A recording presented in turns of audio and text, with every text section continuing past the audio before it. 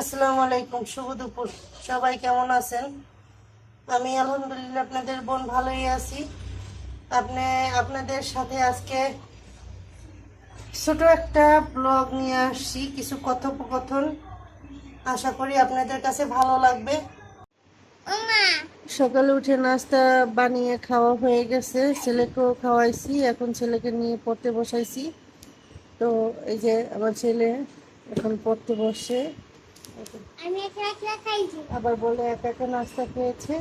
হ্যাঁ, পড়তে বসে সে সব কিছু নিয়ে বিছানার ভিতরে, তারপর পড়তে বসে, এই যে দেখেন সব কিছু নিয়ে বিছানায় পড়তে বসছে। সে কখনো কোনো কিছু ওই বাইরে কিছুই রাখবো না, এখানে সব নিয়ে পড়তে বসে। যদি সরা রাখি সরাবে না। তো ওকে এখন একটু পড়াবো। সব কিছুর ঊর্ধ্বে হয়েছে বাচ্চা, সবাই বাচ্চার দিকে খেয়াল রাখবেন। হ্যাঁ, সব কিছুই আছে, থাকবে, কিন্তু বাচ্চাকেও সময় দিতে হয়। আসলে আমরা সবাই প্রপারলি বাচ্চাদের সময় দিতে পারি না, কিন্তু চেষ্টা করবেন সবাই বাচ্চাকে সময় দেওয়ার জন্য। ওকে ওকে এখন একটু পড়াই, একটু সময় দেই। ছেলেকে পড়াতে বসাচ্ছি আর চিন্তা করতেছি যে কি রান্না করব, কি রান্না করব। এই একটা হচ্ছে সমস্যা আমাদের, যে রান্না করার টেনশন, আমাদের কি রান্না করব। তো সব রান্না করব আজকে। দেখি ফ্রিজে জালি আছে, তো জালি ভাজি করব।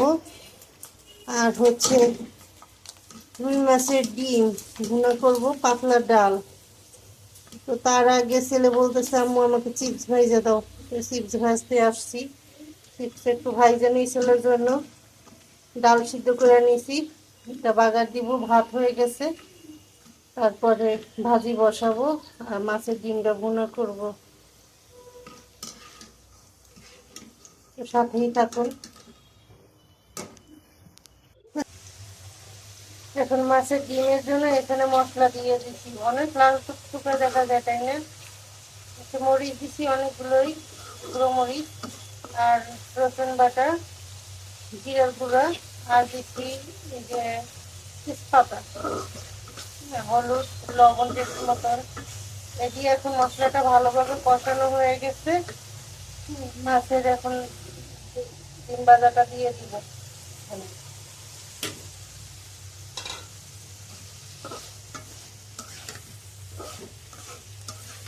ডিম ভাজাটা দিয়ে আর একটু সামান্য কষাই নেব ভালো করে, ভিতরে মশলাটা ভালোভাবে ঢুকে ডিম ভাজা। তারপরে পানি দিয়ে দিব পরিমাণ মতন পানিটা টানবে একবারে ঝুড়ো ঝুড়ো করে, তারপরে উঠাবো লাল করে।